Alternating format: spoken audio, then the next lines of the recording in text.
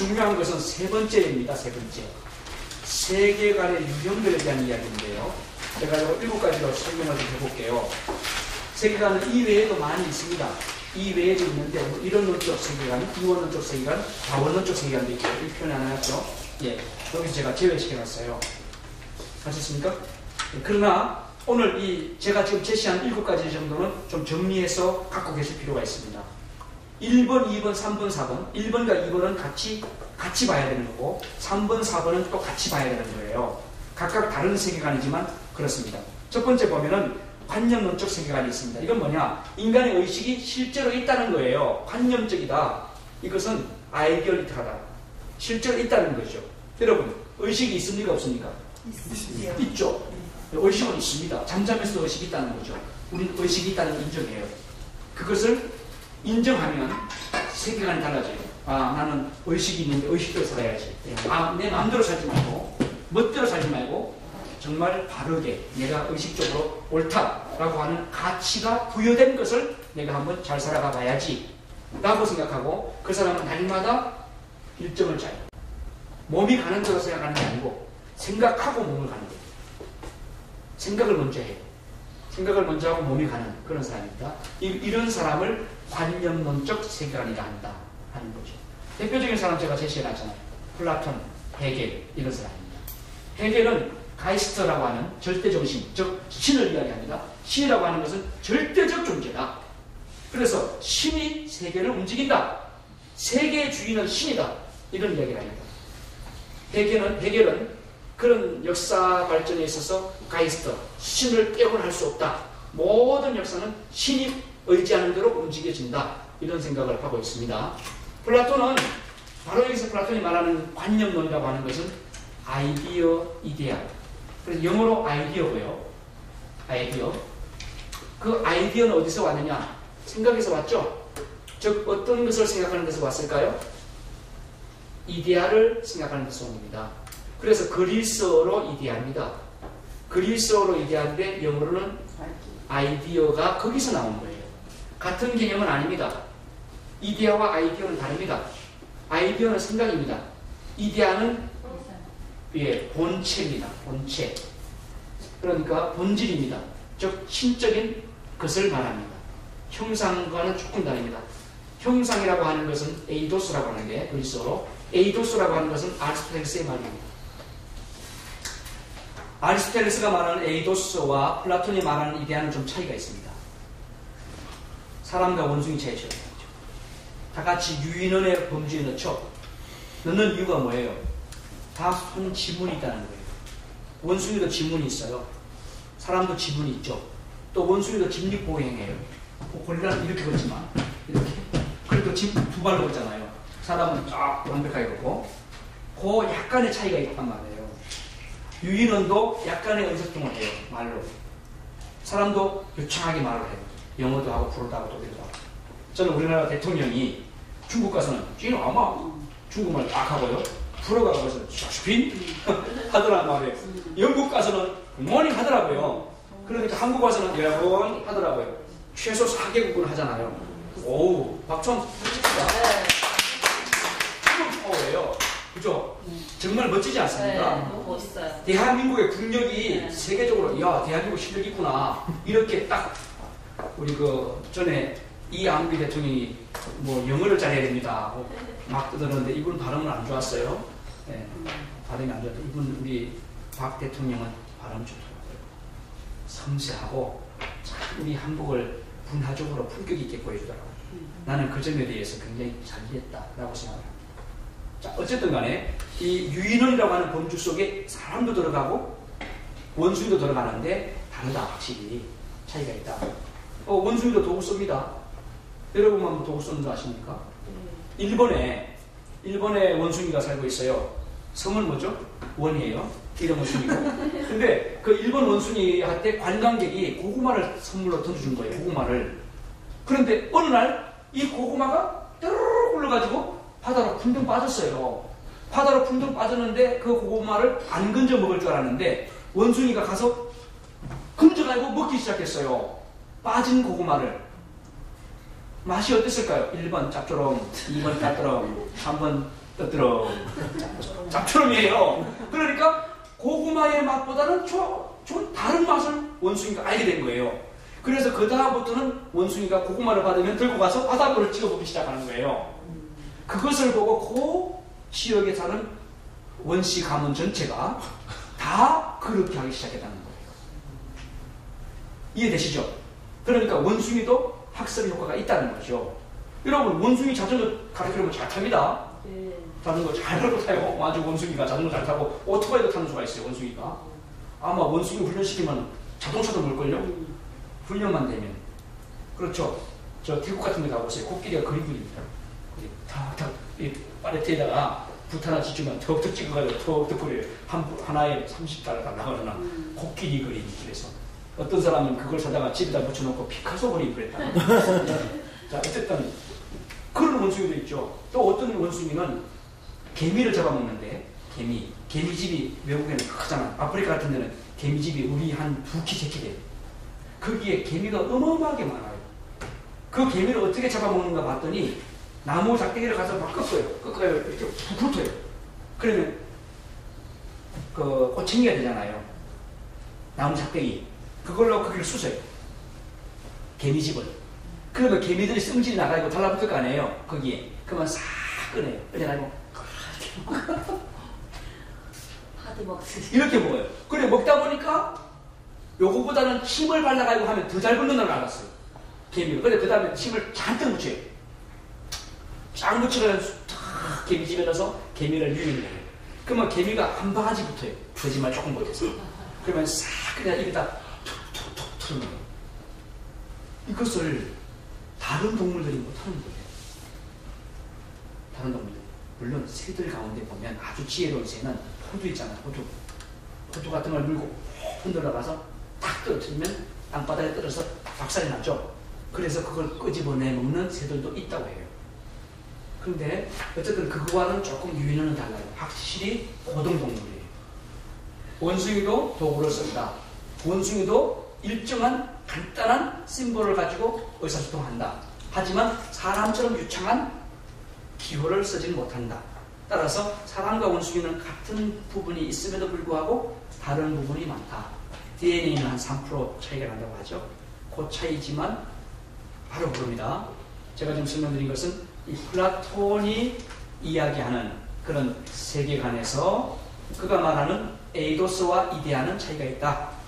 그런 미세한 차이를 제가 말씀드린 거고요.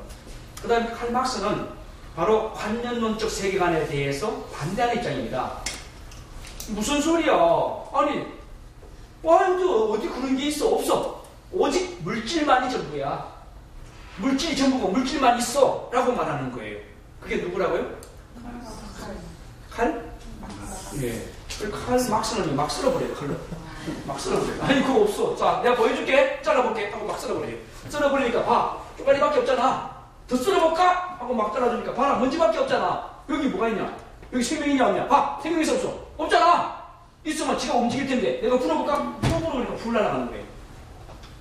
있어요 없어요? 없어. 자, 이게 유물론이에요. 이 유물론을 누가 말했다? 칼로 막 쓰는 사람입니다. 칼 막스 이야기입니다. 자, 물질이 의식을 넘어서 객관적으로 쉽지 않은 것이고 물질이 존재고 존재 속에서 의식이 나온 거다. 즉 다시 말해서 의식은 물질 속에 있는 거다.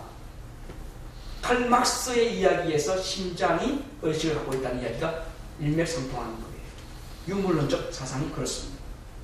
그러니까 그 사람들은 물질이 전부라고 생각하고 물질을 숭상하는 거죠. 물질이 가치가 있다고 생각하는 거죠.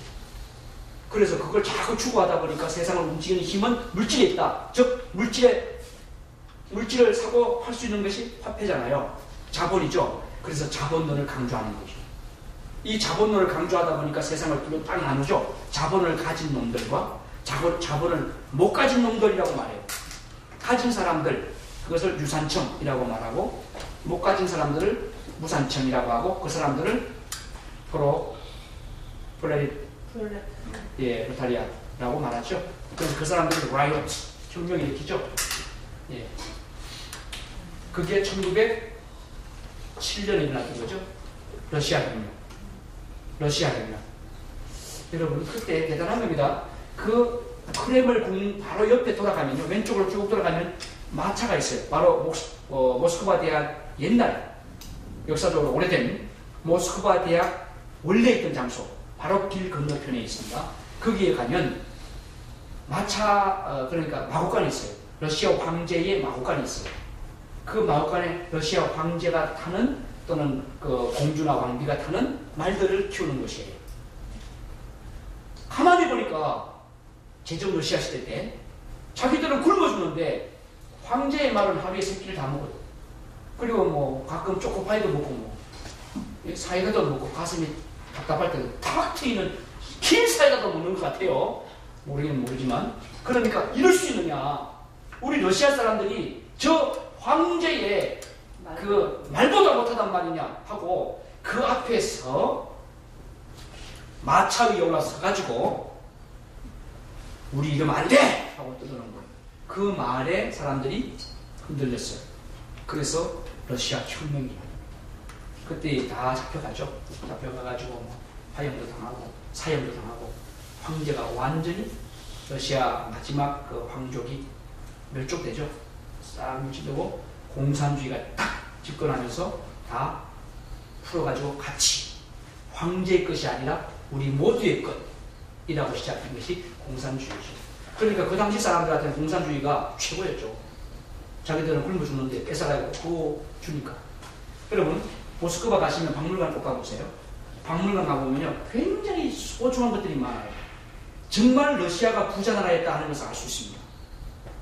어떤 것을 통해서 알 수 있냐면은 박물관에 소장되어 있는 유품들을 통해서 알 수 있어요. 금이에요, 금. 완전 금덩어리입니다. 보석들, 우리가 요즘 말하는 거 있잖아요. 뭐 호박 보석 그거 말고 제가 모스크바 가서 호박을 하나 사왔어요. 한 10kg 됩니다. 아주 무거운 걸 사왔습니다. 하나 원석으로. 우리 맷돌 하나만 하나 사왔어요. 30만 원 주고. 너무 싸잖아. 그걸 한국에 와서 잘라줬어요. 커팅을 했어요. 커팅을 딱 하니까 몇 조각 주는지 아십니까? 30조각밖에 안 줘요. 커팅했는데 얼마만큼이요? 우리 여기 왜 옷에 다는 거 있잖아요. 그 바지 저고리 다는 거. 그게 호박이잖아요. 그걸 단추 그만하게. 그래서 30개밖에 안 줘요. 내가 볼 때는 100개는 빼먹은 것 같아요. 커팅하면서 요거밖에 안 나왔다고 말하는데 내가 그거밖에 안 나올 리가 없어요. 그럴 수 있는데 네. 겉에만 호박이었고 속은 아니었을 수도 있죠. 아니에요. 아주 좋은 걸 사왔어요.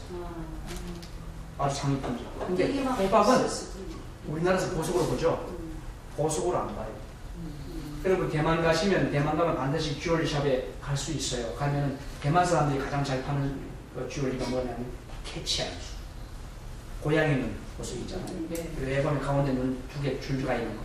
그래서 그게 진짜다 가짜다 하는 것은 머리카락 감아서 불태워보죠. 진짜는 열 전도율이 높기 때문에 안 타요. 머리카락. 참말입니다. 여러분 이제 갖고 있는 보석 한번 검사해보세요. 갖고 와서 얼른 감아가지고 라이터 되면 그 보석이 열을 바로 뺐습니다. 그러나 그게 만약에 인조로 만든 어떤 그 플라스틱 제품이라고 하면 바로 타버립니다. 그 차이가 있어요. 캐치아이. 근데 모스크바 가보면요 아주 비싼 진주라든지 아니면 심지어 그 뭡니까 이거 다이아몬드 이런 것도 큼직큼직한 게 있어요. 그리고 아예 마차 전체가 이번에 그 영국 그 저 여왕이 타던 황금 마차라고 하죠. 그건 내가 보니까 황금 마차 위에만 있더라고. 위에만 윗부분 나머지는 전부 이게 페인트가 되어 있더라고요. 근데 러시아 황제나 또 그 여왕이나 왕비나 왕자들이 타던 그게 있어요. 마차 황금 마차. 그거는 이 마을 끄는 이 파이프 있잖아요. 그거조차도 거기 다 금으로 덮여 있어요. 그리고 거기에 보석이 다 박혀 있어요. 심지어 러시아 정교회가 쓰는 성경 있죠. 성경이 얼마나 냐면은 성경이 이만합니다. 진짜 한 50cm 가로 세로 50cm 세로 30cm 이 정도 커요. 근데 그 성경이 전부 필사한 거예요. 뺏겨놓은 거예요. 뺏겨서 놓고 그 껍데기를 황금으로 판을 만들어서 황금 각 속에 보석을 붙여가지고 놨어요. 그리고 또 자물쇠로 장부경에 해놨어요. 그런 게 한 건이 아니고 수십 건이. 어마어마한 이야기입니다. 자, 어쨌든 그 나라로 좀 이야기하려고 하는데 그렇게 부유했던 나라가 몰락하고 공산주의화 됐던 것도 바로 이 세계관의 문제입니다. 세계를 어떻게 보느냐? 자본이 최고다. 물질이 최고다. 너 이제 왕도 필요 없어. 우린 돈만 필요해 하는 사람들이 딱 일어나서 돈 뺏기 딱 하니까 나라가 무너지는 거예요. 그게 러시아 몰락이다 이렇게 생각을 하시면 될 것 같고요. 세 번째는 창조론적 세계관이 있습니다. 요거는 기독교적 세계관이죠. 기독교는 모든 것이 창조됐다라고 생각하는 거죠. 창조된 것이 아니면 없다. 이것이 기독교 입장이고, 네 번째는 진화론적 세계관인데 요거는 이제 오파린하고 다윈의 생각이 좀 다릅니다. 진화론은 수정되고 있습니다. 수정 진화론이라고 그러죠. 예전에 우리가 생각했던 진화론과 차이가 있습니다. 이 오파린 같은 경우는 화학적으로 진화됐다라고 말해요. 그러니까 오파린은 아니 생명이라고 하는 것은 없어. 무생명체에서 생명이 나왔지만 그러나 원래 생명이 없는 것이야 생명은 이렇게 말합니다. 근데 다윈은 생명을 완전히 무시하지 않습니다. 다윈이 말하는 것은 단세포예요. 시작이 있어요. 하나의 세포에서 이게 분화돼 가지고 다세포로 됐다라고 하는 것이 다윈의 진화론입니다. 차이가 있죠. 그래서 오파린의 진화론과 다윈의 진화론은 완전히 다릅니다. 다윈은 완벽하게 생명에 대해서 부정하지 않았어요. 그런데 오파린은 완벽하게 부정합니다. 이 차이가 있습니다. 그러면 이 두 사람의 차이에서도 세계를 보는 눈이 또 다르겠죠? 그렇죠. 그럼 다섯 번째는 기계론적 세계관입니다. 여기 제시되어 있잖아요. 뉴턴이라는 사람. 기계가 어떻게 돌아가요? 체계적으로 돌아가죠? 이것을 인과율이라고 하죠. 원인과 결과의 원리입니다. 인과론의 원칙에서 세계는 움직일 뿐이다. 거기에 어떤 신은 없다. 그러면 인과의 법칙에서 어떤 힘이 작용하는데 그 힘은 뭐냐? 인력이다. 지구에서는 만류 인력이다. 또 우주에 나가면 중력이다. 그렇죠? 그러니까 이 힘만 존재할 뿐이다. 이렇게 세계를 보는 거예요. 이걸 기계론적 세계관이라고 합니다. 기계론적 세계관으로 살아가는 사람은 늘 기계적이죠. 딱 계획표를 딱 짜놓고요. 그대로 움직여야 돼요. 저녁에 피곤해도 씻고 자는 분들은 확실하게 해야 돼요. 30분 씻어야 된다면 밤 2시에 들어와도 30분 씻어야 돼요. 그래도 그 다음날 아침에 5시에 일어난다고 생각했으면 5시에 또 일어나야 돼요. 2시간밖에 안 자고. 기계론적 인간관이에요. 제가 아는 사람, 어떤 사람은 밤 12시에도 밥을 먹어요. 요즘은 뭐는지 모르지만 배고프다고 먹더라고요. 근데 요즘은 몰라요. 모르는데 밥을 먹어요. 근데 그 사람은 습관이래요. 밥 먹으면 배가 고파서 못 잔대요. 잠이 안 온대요. 분해서 못 잔대요. 라면도 끓여 먹고 밥도 먹고 뭐 냉장고에서 다 먹는 거 먹는데요. 그걸 뭐라고 하느냐? 기계론적 생각. 기계론적. 여러분 강의할 때도 그래요. 아주 교환을 딱 쓰고 교환대로 하는 사람이 있어요. 교장 선생님들 되게 그렇죠. 네, 종강시 할 때 또는 졸업식 할 때. 교장 선생님 훈시가 있겠습니다. 딱 나서 친히 하는 학부모, 예외 기분 여러분, 그리고 오늘 졸업하는 졸업생 여러분, 재학생 여러분, 저는 오늘 여러분들에게 이러면서 이 원고를 갖고 계속 읽는 사람, 이 사람은 융통성이 없죠. 실제로 그런 사람들이 있어요. 교회 장로님이 기계론적인 장로님이 있었어요. 이분은 기도문을 꼭 써서 보고 읽어야만 되는 걸로 알고 있어요. 아주 크게 아주 정형화된 분이에요. 그래서 기도문을 갖다가 딱 놓고 기도를 하는데 그 불기가 휙 돌아가는 거예요. 휙 날아갔어요. 하나님 아버지하고 아이고 하나님 아버지 날아가면 그랬다는 거 아니에요? 이게 기계론이에요. 날아가본 분이 그대로 딱 놓고 하나님 오늘은 기도할 내용이 많이 줄어져서 감사합니다 하고 끝났으면 될 건데 이게 융통성인데 그걸 못하는 거예요. 이런 세계관을 뭐라고 한다? 기계론적 세계관이라고 한다. 교수님 오늘 강의 그만 끝내요. 왜 지금 시간 다 됐는데 그만 떼 끝내주세요 하고 종을 땅땅땅 치고 하고 막 눈을 부라리고 짐을 들었다 놨다 하는 사람 있잖아요. 이런 사람은 어떤 세계관일까요? 기계론적 세계관이에요. 원칙주의자예요. 그런데 이런 사람은 스트레스를 많이 받아요. 저도 사실 그런 면이 있어요. 저도 그런 면이 있습니다. 제가 어쩌 조선 비먹었다고. 그 다음 여섯 번째 유기적 세계관입니다. 샌델 브로크라는 사람이 대표적인 사람인데요.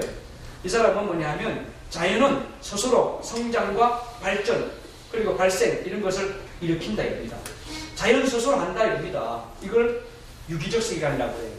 그러니까 모든 것이 다 스스로 하지만 이 스스로함 속에서 관계가 있다. 관계가 연결되어 있다라고 생각을 합니다. 이런 사람들이 갖고 있는 세계관은요, 관계성을 자꾸 강조합니다. 우리 여기 정인경 부원장님 같은 경우에 시간은 9시에 시작합니다. 신입은 9시까지 꼭 오세요. 문자 어제 보내셨을 거야 아마? 그렇죠. 받으셨죠? 네, 여러분 오늘 아침 10시에 지각하지 말고 오세요 하고 또 보냈을 거예요. 받으셨어요? 네. 그런 경우에 유기적 세계관이 확실한 분이에요. 이런 분은 관계성을 굉장히 강조합니다. 관계성. 그래서 이런 분은 남에게 욕 안 하려고 하고 남을 비판 안 하려고 해요. 남을 세워주면서 그 사람하고 관계성을 잘 맺어가려고 노력하는 분이에요. 우리 김희자 명강사님도 그런 타입이죠. 그렇죠? 예. 그러니까 조승환 명강사님, 제가 볼 때 그런 것 같아요. 네. 그런 쪽이 굉장히 강하신 분들이에요. 이런 분들은 유기적 세계관이 있는 분들이에요. 이런 분들한테 뭐 실없는 말 하거나 또는 약속하고 어겨버리면 아, 저 사람은 실속이 없구나. 저 사람은 상당히 겸손하구나. 라는 생각을 들을 수가 있죠. 그 다음, 7번째. 이거 중요합니다. 엔트로피적 세계관인데, 대표적으로 제레미 리프킨이라는 사람이 이 대표적입니다. 이 사람이 엔트로피라고 하는 책을 썼어요. 한번 여러분 꼭 제가 권해드리고 싶어요. 이 엔트로피 리프킨의 이 책은 제가 우리 학습 우리 그 카페 홈페이지, 명강사 홈페이지 명강사 학습에 올려놨습니다. 목차로 해놨습니다. 여러분 오늘 가시면 보실 수 있습니다. 그 내용은 재밌습니다. 굉장히 재미있습니다. 여기 보면은 먼저 연력학 법칙을 갖고 시작을 해요. 이 책의 내용이. 연력학 1법칙, 2법칙 다 아시죠? 철저히 과학적 법칙입니다. 연력학 제1법칙이 뭐죠? 질량 보존의 법칙이잖아요. 에너지 보존의 법칙. 다른 말로. 그러니까 이거는 간단한 거예요. 지구는 총량을 갖고 있다는 거예요. 지구가 갖고 있는 총량은 만이에요, 만. 그러면 아시아에서 누가 물을 먹었어요. 그래서 10이 줄었잖아요. 그러면 지구상에서 10이 줄었느냐? 아니에요. 그 10이라는 숫자가 다른 걸로 바뀌어져 가지고 에너지가 전환돼서 다시 만을 채우고 있는 거예요. 지금 우리가 이제 먹잖아요. 그 먹은 것이 없어진 게 아니에요. 먹은 것이 내 몸속에 들어가서 칼로리로 바뀌어졌어요. 영양소로 바뀌어졌어요. 그리고 그것이 나의 에너지원이 돼가지고 내가 움직일 수 있는 파워가 된다는 거예요. 그것이 질량 보존의 법칙이에요. 변하지 않아요. 상태만 바뀔 뿐이에요. 그러면 죽음이라는 것을 연력학 제1법칙에서 어떻게 설명할까요? 모양만 바뀌는. 그렇지. 이동이에요. 이동. 이 세상에서 다른 세상으로 또 다른 모양으로 바뀌어졌다. 즉 우리가 보고 만지고 맞고 느낄 수 있는, 누릴 수 있는 그러한 상태에서 그와 다른 고차원적인 상태로 바뀌어졌다. 그것을 죽음이다. 이렇게 말하는 거예요. 그것이 연력학 제1법칙적 입장이고, 연력학 제2법칙은 어떨까요? 그게 뭘까요? 연력학 제2법칙. 그게 1법칙이고, 연력학 제2법칙은 질서가 무질서를 향한다는 거예요. 원래 갖고 있던 질서는 질서예요. 코스모스예요. 그런데 시간이 지나면 다 흐트러져. 그렇죠? 우리 사람도 그렇지 않습니까? 처음에 딱 들어와서는 긴장해서 딱 앉아있다가 시간이 지나서 틀어지죠? 자꾸. 그렇죠? 이렇게 틀어지다 내리는 이렇게까지 되는 거예요. 이게 바로 연력학 2법칙이에요. 결혼할 때 첫날 어땠습니까? 남편 앞에서. 함부로 안 했죠? 조심조심했죠? 아주 숙녀인 척 했죠? 아닙니까? 맞아요. 아주 맞아요. 아주 숙녀적이죠? 네. 어머, 나 지금 못해요. 가방 들어주세요. 어머, 이거. 그랬죠? 그런데 한 10년 사니까 어때요? 여보, 이거 해줘. 아빠, 그래, 알았어, 내가 줄게. 하고 막 들고 가죠. 애기 업고, 애기 들고, 가방 막 무거운 거 들고, 그래도 뭐처럼 멀리 이고 아주 대단히 용감하고 힘센 우먼포하고 보이시죠? 그렇죠? 그러면서 망가지죠, 몸은. 허리도 망가지고. 그래서 나중에 60살 때 아이고 허리야 하는 거예요. 이게 바로 연력학 2법칙이에요. 2법칙. 질서는 무질서로 나간다. 이거예요. 그런데 이게 전부가 아니라는 거죠. 뭐냐? 엔트로피가 있다는 거예요. 이 엔트로피 법칙은 간단해요. 여러분, 우리가 살아가면서 열이 생겨나죠? 그렇죠? 이 열이 모아지면 어떻게 될까요? 불이 되죠. 그럼 불이 모아지면 어떻게 될까요? 다 넣기고 터져버리는 거예요. 폭탄의 원리가 그거 아닙니까? 폭탄은 열을 갖고 있습니다. 열. 그래서 폭탄이 빵 터지면 열에서 열 화상을 입죠. 파편에 맞아 죽는 것도 있지만 열 화상이 돼요. 폭풍도 있고요. 폭탄 속에는 바람도 있지만 열이라고 하는 게 있습니다. 열바람, 뜨거운 바람. 그래서 원자 폭탄이 터지는 열입니다. 열에 의해서 녹아버리는 거죠. 그런데 바로 엔트로피 법칙은 바로 그런 걸 얘기합니다. 즉 엔트로피적 세계관, 여기는 지금 없습니다만은 엔트로피적 세계관이라고 하는 것은 그런 이야기입니다. 이 세상의 모든 것이 하자 몰려가다 보니까 이게 언젠가는 팽창 하다가 그 열이 더 이상 모이지 못해서 언젠가는 팡! 하고 터진다 이거예요. 끝이 있다는 거예요. 엔트로피 세계관은 끝을 이야기합니다. 종말을 이야기합니다. 종말. 그래서 엔트로피적 세계관을 가진 사람들은 세 가지 입장입니다. 세 가지 입장. 이 세계를 바라보는 입장이, 첫째는 어쩔 수 없다. 이 세계는 폭탄으로 향해 치닫고 간다. 이건 우리가 못 막는다. 어쩔 수 없이 그렇게 간다. 그래서 2045년에 지구는 멸망한다 하는 이야기가 나오는 거죠. 이 상태로 안 된다. 지하자원 다 고갈되고, 그리고 지구는 상승하고 열이 뜨거워지고 결국은 터지게 돼 있다. 그렇게 말하는 거예요. 어쩔 수 없다 하는 입장이 있고요. 두 번째, 무슨 소리냐, 얼마든지 바꿀 수 있지 하는 입장이에요. 이런 사람들이 진보적 환경론자들입니다. 환경운동하는 사람들이에요. 환경운동하는 사람들이 엔트로피를 알아요. 이 상태로 안 된다는 걸 알아요. 그렇죠. 그래서 환경보호운동하는 거예요. 환경보호하면 더 좋은 세상이 온다고 믿어요.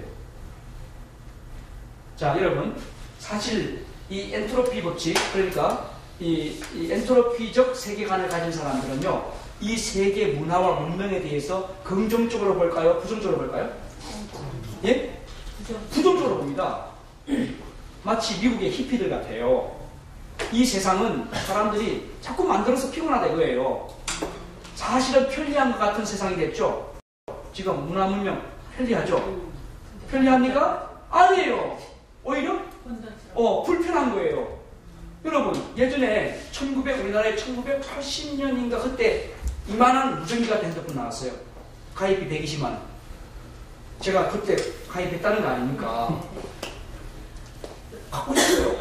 왜냐하면 제가 그때에 잘못 말씀드렸어요. 90년에 제가 갖고 있었어요.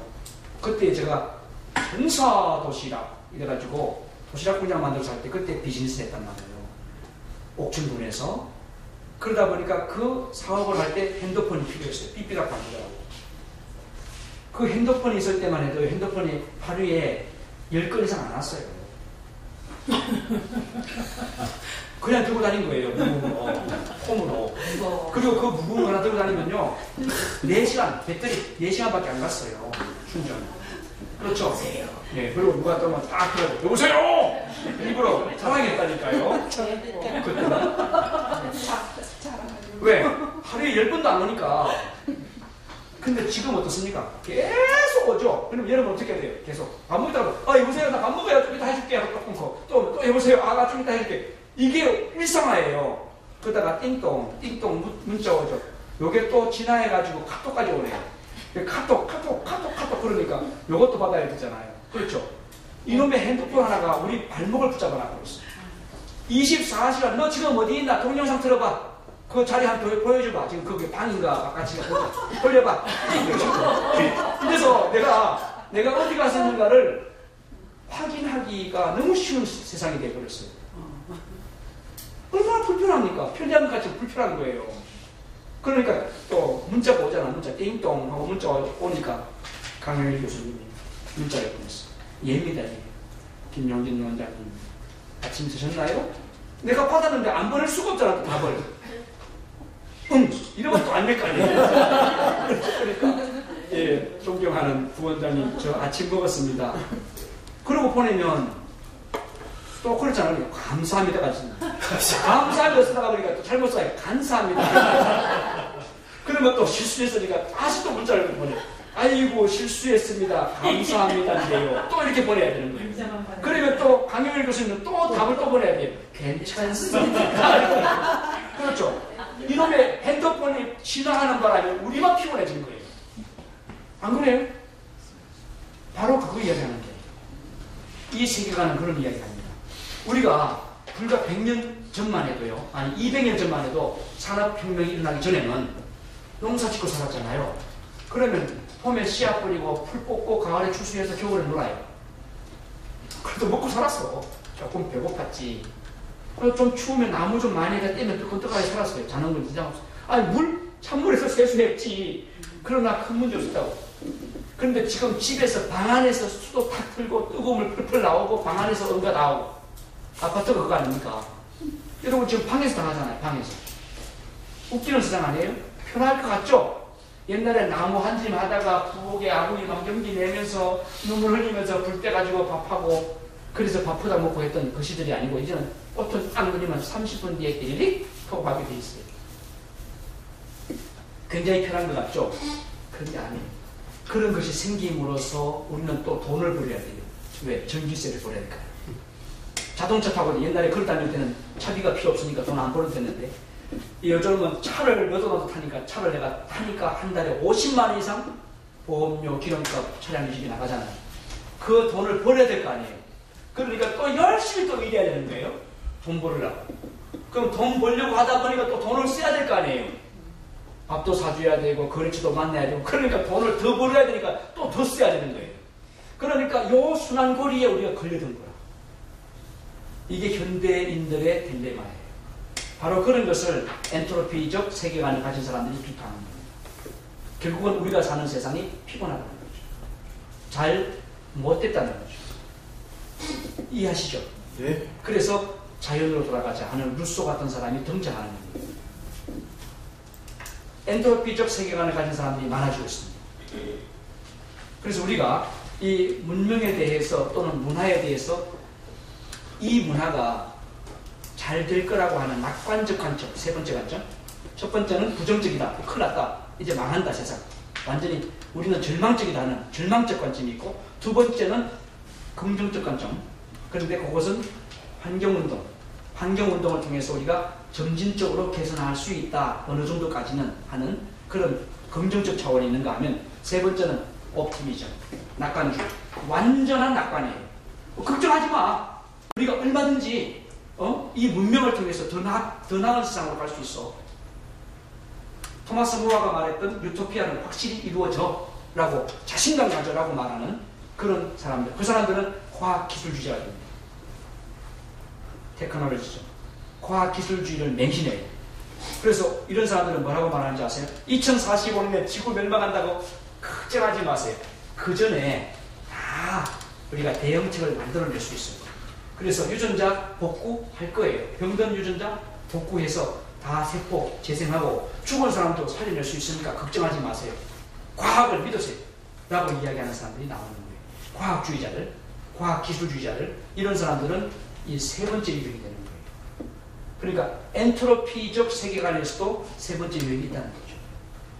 폭발한다. 하지만 예방할 수 있다. 과학이 하는 겁니다. 오늘 제 강의를 정리해 보려고 합니다. 세계관에 대해서 강의를 했습니다. 우리가 세계를 보는 관점이 세계관이다. 그런데 각자의 세계관은 다르다는 걸 제가 말씀드렸습니다. 우리가 갖고 있는 세계관은 각각 그 사람의 인생관, 가치관, 목적관, 그리고 그 사람이 관계를 맺어가는 모든 것에 영향을 미친다고 말씀드렸습니다. 그리고 그러한 세계관의 유형들은 뭐 이론론도 있고 이원론도 있고 다원론도 있지만 그런 것을 빼고 오늘 저는 정확하게 7가지를 말씀드렸습니다. 7가지. 기억나시죠? 네. 그 7가지 가운데에서 마지막 우리가 좀 더 관심을 가져야 될 부분은 엔트로피적 세계관. 이것은 우리가 좀 더 관심을 가져야 된다. 이 부분은 앞으로 인문학 강의에 좋은 재미있는 소스가 될 수 있습니다. 제가 오늘 장황하게 좀 설명할 부분이 많은데 사실은 이 세계관에 대해서는 석사 과정에서 한 학기를 해야 되는 거예요. 한 학기를 하면 인도의 세계관, 종교의 세계관에서 구분해서 인도의 세계관과 중국의 세계관과 중동의 세계관이 또 다르죠. 그리고 유럽의 세계관은 다르고, 유럽은 사실 미국은요 역사가 400년이 안 되죠. 맞죠? 1620년에 그 영국의 필그림 파더스라고 하는데 퓨리턴스라고 해요. 퓨리턴스 청교도들, 그 사람들이 종교의 자유를 위해서 이민 정책을 시작합니다. 그것이 1620년이에요. 1620년에 메이플라워라고 하는 배를 하나 만들고 그 배를 타고 120명이 대서양을 건너서 미국의 플리머드 항구에 떨어집니다. 그 사람들이 거기에 정착해서 미국을 밀고 나간 거죠. 그때 아메리칸 인디언들이 있었어요. 원래 주인들이. 그 사람들을 총으로 칼로 다 죽이기 시작하는 거예요. 그리고 건설한 나라가 미국입니다. 그래서 미국은 총으로 만든 나라예요. 칼로 만든 나라예요. 50개 주가 이렇게 엮여져 있잖아요. 참 안타까운 겁니다. 사실은 원래 토착민들이 거기에 히피로 되어 있잖아요. 원래 토착민들이 거기에서 어려움 당하고 있죠. 그리고 전부 다 양키들이 가 있잖아요. 양키들이 전부 유럽 사람이라니까. 그런데 유럽에, 특히 영국이나 프랑스에서 많이 있는데, 영국에서 어떤 사람 보는지 아세요? 미국 개척할 때 1번 선량한 사람, 2번 갱들, 2번이에요. 그러니까 죄수들을 데리고 가가지고 풀어버렸어요. 그래서 미국은 총재들이 많은 거예요. 미국에서 막 사람 죽이고 하는 일들이 왜 나오느냐? 그 피가 있습니다. 그 미국을 세운 대다수의 조상들 중에, 대다수라고 하면 그렇습니다만 상당수의 개척 원주민들이, 개척 초기에 유럽 사람들이 누구냐 하면 죄수들이 가서 인디언들을 죽이고 막 건설한 거예요. 그러다 보니까 그런 피가 지금도 유효를 한다. 자, 세계관은 중요하다. 세계관을 어떻게 갖고 있냐에 따라서 세계를 보는 눈은 달라집니다. 우리는 명강사이기 때문에 우리가 만나는 청중들의 컨텍스트와 텍스트 간의 괴리를 잘 이해하기 위해서 세계관에 대해서 분석할 필요가 있다. 오늘 제 강의는 여기까지입니다. 고맙습니다.